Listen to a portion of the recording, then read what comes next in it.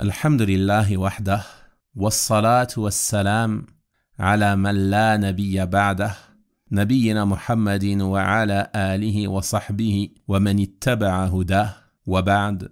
Chers frères et sœurs, nous continuons ensemble la lecture et l'explication du chapitre de la patience tiré du livre Riyad al-Salihin, les jardins des vertueux d'Al-Hafiz al-Nawawi rahimahullah ta'ala. Nous allons voir maintenant le 4e hadith qui concerne la mort du meilleur des hommes qui est notre prophète Muhammad sallallahu alayhi wa sallam. Ce hadith est rapporté par Anas, qu'Allah l'agrée, qui rapporte qu'au moment de son agonie, le prophète sallallahu alayhi wa sallam fut couvert d'une grande souffrance. Alors sa fille Fatima dit en voyant cela: Wa karba abata, quelle souffrance, ô mon père. Et le prophète sallallahu alayhi wa sallam de lui répondre: Laysa ala abika karbun ba'da al-yawm. Après ce jour, ton père ne sera plus touché par aucune souffrance. Et lorsqu'il mourut, elle dit: Ya abata, ajaba rabban da'a. Ô mon père, il a répondu à l'appel de son Seigneur. Ya abata, jannatul firdausi ma'wa. Ô mon père, le jardin d'Al-Firdaus est sa demeure. Ya abata, ila Jibril nan'a. Ô mon père, c'est à Jibril que nous annonçons ta mort. Puis lorsqu'on l'enterra, Fatima radiyallahu anha dit: Atabat anfusukum an tahthu ala rasulillahi sallallahu alayhi wa sallam at-turab. Avez-vous réussi à jeter de la terre sur le messager d'Allah sallallahu alayhi wa sallam? Et ce hadith est rapporté par l'imam al-Bukhari rahimahullah ta'ala. On voit à travers celui-ci qu'au moment de son agonie, le prophète sallallahu alayhi wa sallam supporta avec patience de douloureuses souffrances. On dit même qu'il souffrait de douleurs semblables à celles de deux hommes.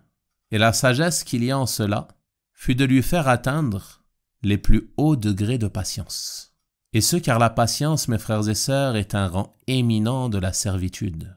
C'est une noble qualité par laquelle le serviteur se rapproche d'Allah subhanahu wa ta'ala. Et ce degré de patience ne peut être atteint sans être touché par des épreuves et des difficultés de la part d'Allah subhanahu wa ta'ala. Et c'est pour cela que le croyant passe durant sa vie des moments d'aisance, mais aussi des moments de difficulté. Et comme nous l'avons vu dans le hadith précédent, tout ceci est un bien pour lui, insha'Allah ta'ala, tant qu'il se comporte d'une manière qui plaît à son Seigneur subhanahu wa ta'ala, tant qu'il est reconnaissant lors des moments d'aisance et qu'il fait preuve de patience lors des difficultés. S'il agit ainsi, tout ceci est alors un bien pour lui. Et les prophètes alayhimus salatu wassalam sont parmi les hommes les plus éprouvés durant leur vie et au moment de leur mort. Et ce afin que ces épreuves et ces souffrances soient pour eux une cause d'élévation en degré et d'augmentation de leur récompense. Et nul doute que ce qu'il y a après la mort est bien meilleur pour eux que ce bas monde. Car ce bas monde, comme vous le savez, c'est une demeure d'épreuve. C'est une demeure de fatigue, c'est une demeure de difficulté. Alors que l'au-delà est une demeure où il n'y aura rien de cela. Mais les prophètes, alayhimus salatu wassalam, ne connaîtront aucune fatigue et aucune douleur après leur mort. Ils seront dans un bonheur permanent, ils seront dans des délices, et il en sera de même pour tous ceux qui les auront suivis de la meilleure manière. Et je demande à Allah subhanahu wa ta'ala de me placer ainsi que vous parmi les suiveurs de Muhammad sallallahu alayhi wa sallam et de nous faire entrer au paradis. Mais pour cela, mes frères et sœurs, il est nécessaire que l'on se pare de patience, que l'on supporte les difficultés de ce bas monde sans contester le décret d'Allah subhanahu wa ta'ala et sans se plaindre de ses souffrances. Il est nécessaire que l'on prenne conscience que chaque difficulté qui nous touche sera un bien pour nous si nous agissons d'une manière qui plaît à Allah subhanahu wa ta'ala. Médite ici sur la situation du prophète sallallahu alayhi wa sallam, qui souffrait au moment de son agonie. Et sa fille Fatima radiyallahu anha, elle compatissait. Et il était difficile pour elle de le voir souffrir. Elle déplorait donc de le voir souffrir ainsi, tandis que lui se montrait très patient. Et ce car, généralement, la femme est plus sensible que l'homme dans ce genre de situation. Donc le prophète sallallahu alayhi wa sallam, bien que ce soit lui qui souffre et lui qui soit éprouvé en premier lieu, il dit à sa fille, afin de la rassurer et l'apaiser, « Après ce jour, ton père ne sera plus atteint par aucune souffrance. » Après ce jour, ton père ne sera plus atteint par aucune souffrance. Il va s'élever auprès d'Allah subhanahu wa ta'ala. Il sera dans les plus hauts degrés du paradis. Ce paradis, il n'y aura ni fatigue, ni douleur, ni maladie, ni aucune chose nuisible, que du plaisir, que des délices. Ce qu'aucun œil n'a vu, ce qu'aucune oreille n'a entendu, et ce que le cœur d'un homme ne peut s'imaginer. Et c'est de cela que doit se rappeler le croyant lorsqu'il est éprouvé dans ce bas monde. Tu dois te rappeler ce qui viendra après. Ne te focalise pas sur les douleurs et les difficultés que tu es en train d'endurer, mais pense à ce qui viendra après. Si tu patientes et que tu agis d'une bonne manière, pense au paradis, pense à cette demeure éternelle, et rappelle-toi que ce bas monde est éphémère, qu'il est temporaire, que tu n'es que de passage. Aussi longue soit ta vie, celle-ci est très courte, comparée à l'éternité qu'il y a après la mort. Donc ceci doit t'aider à patienter. Après ce jour, ton père ne sera plus atteint par aucune souffrance. Et il en sera de même pour tout croyant, véridique, monothéiste, ayant suivi le messager sallallahu alayhi wa sallam, lorsqu'il entrera au paradis. Il ne sera plus atteint par aucune souffrance. Après sa mort, après la mort du prophète sallallahu alayhi wa sallam, Fatima radiyallahu anha continuait légèrement de le déplorer. Et elle prononça ces paroles, « Ô mon père, il a répondu à l'appel de son Seigneur. » Elle ne dit pas cela pour se lamenter ou pour contester le décret d'Allah subhanahu wa ta'ala. Mais elle est triste.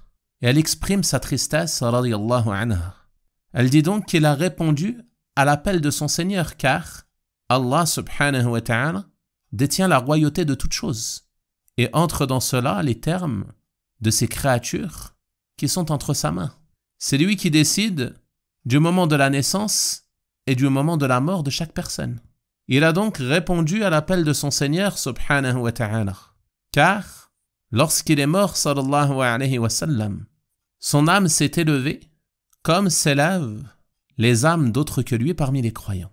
Elle dit ensuite, « Ô mon père, le jardin d'Al-Firdaus est sa demeure. » Car le prophète sallallahu alayhi wa sallam est celui qui aura le rang le plus éminent au paradis. Il dit dans le hadith, « Demandez à Allah pour moi al-wasila, car c'est un rang au paradis qui ne convient qu'à un seul des serviteurs d'Allah, et j'espère être celui-ci. » Et nul doute que ce rang est réservé à notre prophète sallallahu alayhi wa sallam, qui est le meilleur des hommes, le meilleur des prophètes et des messagers alayhi wa sallam. Il sera donc au rang le plus éminent au paradis. Elle dit ensuite, « Ô mon père, c'est à Jibril que nous annonçons ta mort. » Et ce car Jibril alayhi salam venait au prophète sallallahu alayhi wa sallam avec la révélation. Mais une fois le prophète Muhammad sallallahu alayhi wa sallam décédé, alors Jibril alayhi salam n'eut plus aucune révélation à faire descendre sur terre. Et ce car la révélation s'est interrompue à la mort de notre prophète sallallahu alayhi wa sallam. Ensuite, lorsque le prophète sallallahu alayhi wa sallam fut enterré, Fatima radiyallahu anha, en raison de sa grande tristesse et du fait qu'elle savait que les cœurs des compagnons radiyallahu anhum étaient emplis d'amour pour le messager d'Allah sallallahu alayhi wa sallam, elle s'adressa à eux en leur disant, « Avez-vous réussi à jeter de la terre sur le messager d'Allah sallallahu alayhi wa sallam ?» C'est comme si elle leur disait, « Comment avez-vous pu faire cela ?» Et la réponse est bien sûr qu'ils ont pu. Bien sûr qu'ils ont réussi. Car les compagnons radiyallahu anhum savaient pertinemment que ceci est ce qu'Allah subhanahu wa ta'ala voulait. Et telle est la législation d'Allah subhanahu wa ta'ala. Et s'ils avaient pu donner toute la terre en rançon pour que le prophète sallallahu alayhi wa sallam reste en vie, il l'aurait fait. Mais chaque âme revient à Allah subhanahu wa ta'ala. Et le prophète sallallahu alayhi wa sallam est un homme qui avait un terme fixé, comme les autres hommes. Tu mourras et ils mourront. Tel est le décret d'Allah subhanahu wa ta'ala. Donc on tire comme bénéfice de ce hadith que le messager d'Allah sallallahu alayhi wa sallam était comme les autres hommes, touchés par ce quoi ils sont touchés. À l'exemple de la maladie, la faim, la soif, le chaud, le froid, et ainsi de suite parmi les choses qui peuvent toucher l'être humain. Il dit sallallahu alayhi wa sallam dans le hadith, « Je ne suis qu'un homme comme vous, et j'oublie comme vous oubliez. » Et il y a en cela une réponse à tous ceux qui exagèrent au sujet du messager d'Allah sallallahu alayhi wa sallam, en l'invoquant en dehors d'Allah, alors qu'il se trouve dans sa tombe. Et certains même n'invoquent pas Allah, mais n'invoquent que le messager sallallahu alayhi wa sallam. Et nul doute que ceci est un égarement évident, car le prophète sallallahu alayhi wa sallam ne détient pour lui-même ni profit ni dommage. Alors comment pourrait-il détenir cela pour autre que lui et d'autant plus après sa mort?